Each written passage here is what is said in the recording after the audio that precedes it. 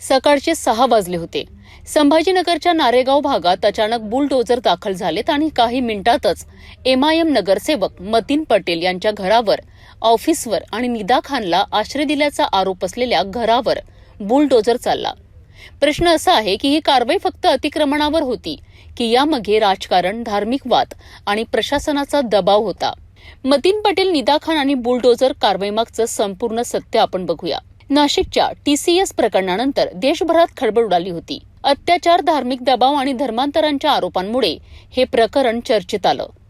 या प्रकरणातील मुख्य आरोपी निदा खान तब्बल 40 दिवस फरार होती. तपासादरम्यान पोलिसांना संशय होता की MIMचे नगरसेवक मतीन पटेल यांनी निदा खानला आश्रय दिला होता. यानंतर नाशिक आणि संभाजीनगर पोलिसांच्या गुन्हे शाखेने संयुक्त कारवाई सुरू केली.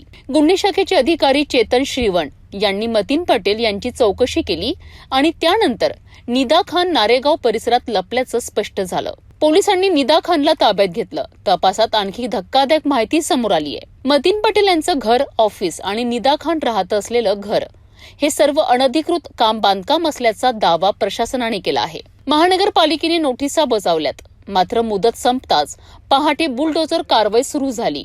या कारवाई दरम्यान परिसरात मोठा पोलीस बंदोबस्त तैनात करण्यात आला होता. 1 DCP, 2 ACP, अनेक पोलीस अधिकारी आणि महिला कर्मचारी तैनात करण्यात आले. विशेष म्हणजे बुलडोझर कारवाई दरम्यान काही स्थानिक नागरिकांनी अधिकाऱ्यांवर फुलांचा वर्षाव केला. जिहाद कराल तर बुलडोझर चालणारच अशा घोषणा देखील देण्यात आल्या. मात्र दुसरीकडे मतीन पटेल यांच्या कुटुंबियांनी ही कारवाई राजकीय सुडातून होत असल्याचा आरोप केलाय. त्यांनी सांगितलं की हे घर आमचं आहे. एवढा मोठा गुन्हा नाही की संपूर्ण कुटुंब रस्त्यावर यावं. या प्रकरणात खासदार इम्तियाज जलील यांनीही उडी घेत सरकारवर गंभीर आरोप केलेत. सरकार आम्हाला टार्गेट करीत आहेत असा आरोप त्यांनी केलाय. जलील म्हणाले, जर मतीन पटेलचं घर पाडलं तर त्यापेक्षाही मोठं आणि आलिशान घर आम्ही बांधून दाखवू. त्यांनी सुप्रीम कोर्टाच्या नोटीस नियमांचाही मुद्दा उपस्थित केलाय आणि एवढ्या घाईत कारवाई का केली असा सवाल प्रशासनाला विचारलाय.